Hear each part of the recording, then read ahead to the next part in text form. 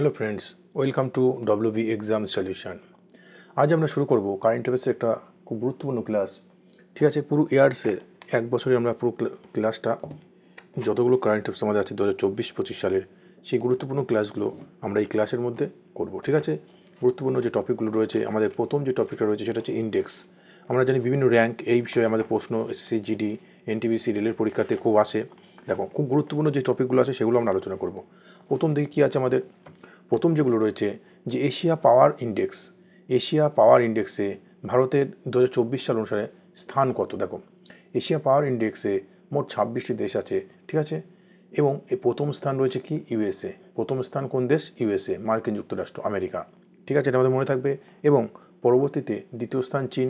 ভারত কত? ভারত তৃতীয় স্থান। ভারত কত নম্বর স্থানে আছে? তৃতীয় স্থানে আছে। ঠিক আছে, খুব ইম্পর্টেন্ট, ভারত তৃতীয় স্থানে। ঠিক আছে, ভারত কত? ভারত তৃতীয়। মনে থাকবে ভারত থার্ড র্যাঙ্ক করেছে। এরপর খুব international intellectual property index. International intellectual property ইন্ডেক্সে ভারত কত? মোট 55টি দেশে মার্কিন যুক্তরাষ্ট্র প্রথম র্যাঙ্ক করেছে। মার্কিন যুক্তরাষ্ট্র, ইউএসএ, আমেরিকা। ভারত কততম স্থান আছে? ভারত 42তম স্থানে আছে। ঠিক আছে, এটা জানতে হবে। 3 নম্বর দেখ, যেগুলো গুরুত্বপূর্ণ টপিক, যে গুরুত্বপূর্ণ বিষয় সেগুলো আমরা জানবো, সব নয়। দেখো, পরবর্তী কী আছে? গ্লোবাল ইনোভেশন ইন্ডেক্স, খুব ইম্পর্টেন্ট। গ্লোবাল ইনোভেশন ইন্ডেক্স, এই গ্লোবাল ইনোভেশন ইন্ডেক্সে, ঠিক আছে, প্রথম স্থান সুইজারল্যান্ড। ফার্স্ট র্যাঙ্ক কোন দেশ? সুইজারল্যান্ড। ভারত কততম স্থান আছে? ভারত 39। ঠিক আছে, ভারত 39, 39 মনে থাকবে। ঠিক আছে, এগুলো আর দেখার অত আমাদের দরকার নেই, যেগুলো খুব important. Global nature index conservation ইন্ডেক্সে এটা একটু পড়ে যেতে হবে। 3 নম্বর, ঠিক আছে, global nature conservation index, Luxembourg প্রথম। ঠিক আছে, ভারত 176। এর দেখো, এর পরবর্তী যেটা খুব ইম্পর্টেন্ট, গ্লোবাল হাঙ্গার ইন্ডেক্স, খুব ইম্পর্টেন্ট, ক্ষুধা সূচক যেটা আমরা বলি। ঠিক আছে, হাঙ্গার মানে আমরা জানি ক্ষুধা। এই গ্লোবাল হাঙ্গার ইন্ডেক্স এ প্রথম স্থান কোনটি? প্রথম স্থানে আছে কয়টি দেশ? 22টি দেশ আছে প্রথম র্যাঙ্ক। ঠিক আছে, মোট এককভাবে ফার্স্ট র্যাঙ্ক করেছে 22টি দেশ। ভারত কততম স্থান আছে? খুব important, global hunger index Bharat কত? 105। ইন্ডিয়া র্যাঙ্ক কত? ইন্ডিয়া 105 মনে থাকে যেন। হাঙ্গার ইন্ডেক্সে ভারত কত? 105 মনে থাকবে, 105। ঠিক আছে, এরপর দেখো, রুল অফ লস ইন্ডেক্স যেটা এখানে রয়েছে। ঠিক আছে, এর পরবর্তীতে এগুলো দরকার নেই, যেটা important, cyber crime index 2024। Cyber crime index 2024-এ রাশিয়া প্রথম স্থান অধিকার করেছে। Cyber crime index 2024 Bharat. ঠিক আছে, ভারত কততম স্থানে আছে? ভারত 10-এ। ঠিক আছে, সাইবার ক্রাইম ইন্ডেক্সে ভারত কত? 10 মনে থাকবে। রাশিয়া প্রথম। সাইবার ক্রাইমে ভারত কত? ভারত 10, ইন্ডিয়া 10 নম্বর স্থানে আছে, মনে থাকবে। পরবর্তী দেখো, এটা আমাদের এটা খুব ইম্পর্টেন্ট, হিউম্যান ডেভেলপমেন্ট ইন্ডেক্স। খুব ইম্পর্টেন্ট একটা প্রশ্ন আমাদের, হিউম্যান ডেভেলপমেন্ট ইন্ডেক্স। ঠিক আছে, এটা আসে খুব ইম্পর্টেন্ট। এটাতে সুইজারল্যান্ড প্রথম। হিউম্যান ডেভেলপমেন্ট ইন্ডেক্সে সুইজারল্যান্ড প্রথম। ভারত কত? ভারত 134 মনে থাকবে। হিউম্যান ডেভেলপমেন্ট ইন্ডেক্সে ভারত কত? 134। ইন্ডিয়া র্যাঙ্ক কত? 134 মনে থাকবে, 134। ভারত কত? 134। ক্ষুধা সূচকটা খুব ইম্পর্টেন্ট, 105। হিউম্যান ডেভেলপমেন্ট ইন্ডেক্সে কত? 134। ঠিক আছে, সাইবার ক্রাইমে কত? 10। ঠিক আছে, এবার দেখো, ওয়ার্ল্ড হ্যাপিনেস ইন্ডেক্স, এটা ভালো করে মনে রাখতে হবে। ওয়ার্ল্ড হ্যাপিনেস কোন দেশ প্রথম? ফিনল্যান্ড। ঠিক আছে, ফিনল্যান্ড হ্যাপিনেসে প্রথম, মনে থাকবে।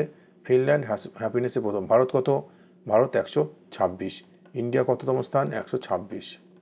ঠিক আছে, ইন্ডিয়া কত স্থান অধিকার করেছে? 126। ওয়ার্ল্ড হ্যাপিনেস ইন্ডেক্সে ভারত কত? 126। এরপর gender inequality index. Gender inequality index 2022। এখানে কি ব্যাপারটা, এটা আমাদের জানতে হবে যে জেন্ডার ইনইকুয়ালিটি ইন্ডেক্স, ঠিক আছে, যেটা আমাদের নারী পুরুষ যে লিঙ্গ বৈষম্যের ব্যাপারটা, ঠিক আছে, এই ইনইকুয়ালিটি ব্যাপারটা রয়েছে জেন্ডারে, সেটার ক্ষেত্রে সুইজারল্যান্ড কি প্রথম? ভারত কত? 108 মনে থাকবে। ভারত কত? ভারত 108 মনে থাকবে। ভারত 108, সুইজারল্যান্ড প্রথম। ঠিক আছে, এরপর দেখ, এটা আমাদের পড়তে হবে passport index, Henley passport index, এটা খুব গুরুত্বপূর্ণ প্রশ্ন আসে আমাদের। সিঙ্গাপুর প্রথম, মনে করবে পাসপোর্ট, মানুষ ঘুরতে যায় কোথায়? সিঙ্গাপুর বেশি ঘোরার জন্য পছন্দ করে মানুষ। ঠিক আছে, ট্যুরিজমের জন্য। তাই পাসপোর্ট ইন্ডেক্সে প্রথম কোন দেশ হবে? সিঙ্গাপুর। ঠিক আছে, ভারত কত? ভারত 80। শেষ স্থান কোনটি? শেষ স্থান আফগানিস্তান। হ্যাপিনেসে বলো, শেষে কোথায়? আফগানিস্তান। পাসপোর্ট ইন্ডেক্সে কোন দেশ শেষে? আফগানিস্তান। ঠিক আছে, মনে থাকবে, এগুলো একটু আমাদের জেনে যেতে হবে। ঠিক আছে, পরবর্তী দেখো, এই ক্লাইমেট চেঞ্জ পারফরমেন্স ইন্ডেক্সে ডেনমার্ক প্রথম। ঠিক আছে, খুব ইম্পর্টেন্ট একটা প্রশ্ন। ক্লাইমেট চেঞ্জ পারফরমেন্সে ডেনমার্ক প্রথম। ঠিক আছে। ভারত প্রধানমন্ত্রী বিশ্বকর্মা যোজনা 2023 সালে চালু করেছিল, ঠিক আছে। এটার নাম ছিল, এটা কি, এটা সর্বনিম্ন সুদে ঋণ প্রদান, ঠিক আছে, কারিগরি শিল্পী পরিবারকে খুব কম সুদে ঋণ প্রদান করা, বিশ্বকর্মা পুজো, ঠিক আছে। এটা আমরা জানি বিশ্বকর্মা কোন বিষয়ে, ঠিক আছে, কারিগরি বিষয়ে। তাই প্রধানমন্ত্রী বিশ্বকর্মা যোজনা এই বিষয়ে কম সুদে, কম মানে ইন্টারেস্টে ঋণ প্রদান করা। এরপর প্রধানমন্ত্রী জনমান যোজনা, ঠিক আছে, এটা 2023 সালে ঝাড়খণ্ড থেকে চালু করেছে, ঠিক আছে, এটা মনে রাখতে হবে। মুফত বিজলি যোজনা, PM সূর্যঘর, ঠিক আছে, এটা অন্য নামে আসতে পারে PM সূর্যঘর, এটা কি মুফত বিজলি যোজনা, এটা জানিয়ে রাখতে হবে। এরপর দেখো সাগরমালা প্রকল্প 2015 সালে চালু করেছিল। এর উদ্দেশ্য কী ছিল? সাগরমালা মানে কি আমরা বুঝতে পারছি, সাগর অর্থাৎ বন্দর, বিভিন্ন বন্দরগুলোকে রেলপথ, সড়ক পরিবহনের সাথে যুক্ত করা, যাতে যোগাযোগ ব্যবস্থা, পরিবহন ব্যবস্থা অনেক উন্নত হয়। এরপর দেখো অটল পেনশন যোজনা, খুব ইম্পর্টেন্ট। এই অটল পেনশন যোজনা 2015 সালে চালু হয়, ঠিক আছে, খুব ইম্পর্টেন্ট প্রশ্ন। এরপর প্রধানমন্ত্রী আবাস যোজনা, এটা আমাদের মনে রাখতে হবে 2015 সালে চালু হয়েছে প্রধানমন্ত্রী আবাস যোজনা। পরীক্ষা এবার আসতে পারে, প্রধানমন্ত্রী আবাস যোজনা কত সালে? 2015 সালে। এর লক্ষ্য কী ছিল? 2022 সালের মধ্যে 2 কোটি নতুন বাড়ি নির্মাণ করা, ঠিক আছে। আমরা যেটা জানি প্রধানমন্ত্রী আবাস যোজনার ব্যাপারটা কোনটা, যারা BPL তালিকাভুক্ত তাদেরকে এই সরকার থেকে কী দেওয়া হয়? একটা বাড়ি তৈরি করে দেওয়া হয়, ঠিক আছে। এটা হচ্ছে ব্যাপার।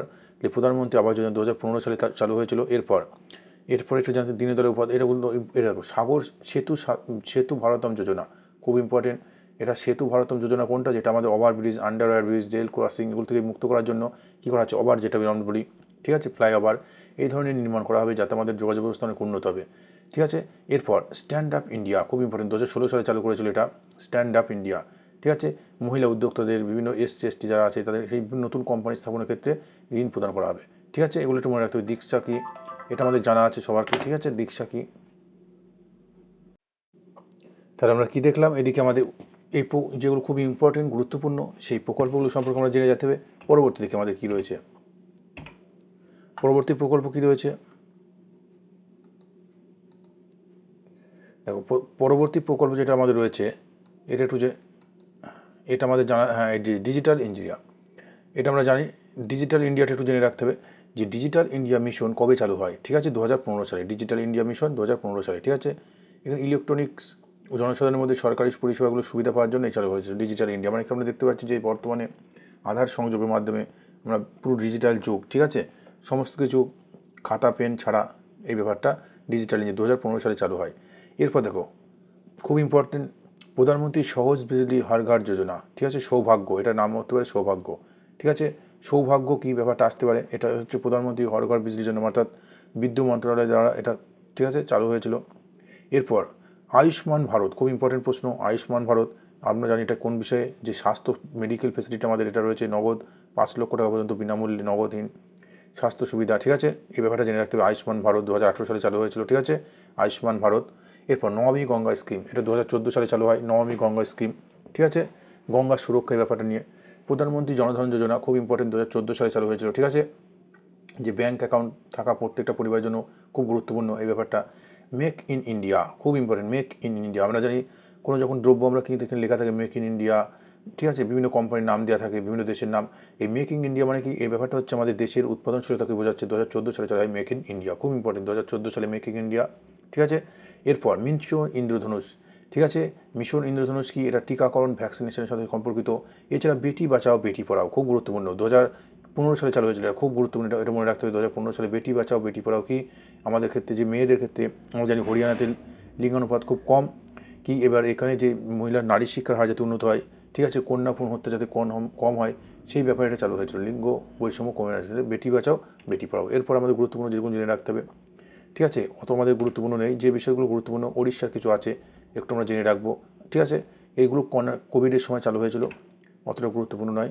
ঝাড়খণ্ডের মুখ্যমন্ত্রী সুকন্যা যোজনা, ঠিক আছে, এটুকু জেনে রাখতে হবে কয়েকটা বিষয়। এরপর অন্ধ্রপ্রদেশের এই প্রকল্পটা খুব গুরুত্বপূর্ণ, স্ত্রী স্কিম, ঠিক আছে, অন্ধ্রপ্রদেশ সরকার চালু করেছিল, ঠিক আছে। এরপর তামিলনাড়ু সরকার স্মার্ট ব্ল্যাকবোর্ড স্কিম, আমরা জানি ব্ল্যাকবোর্ডে কী হয়, আমরা স্কুলে যখন বিদ্যালয়ে পড়াশোনার ক্ষেত্রে স্মার্ট বোর্ড মানে কি? ডিজিটাল ব্যাপারটা, ঠিক আছে, মানে স্কুলে আমাদের বিদ্যালয়তে কী হবে? উন্নত পরিষেবা, ঠিক আছে, এই ব্যাপারটা। আত্মনির্ভর কৃষি যোজনা, আত্মনির্ভর ভারত আর আত্মনির্ভর কৃষি, ভালো করে বোঝো, এটা অরুণাচল প্রদেশ। আত্মনির্ভর কৃষি যোজনা কোথায়? অরুণাচল প্রদেশ।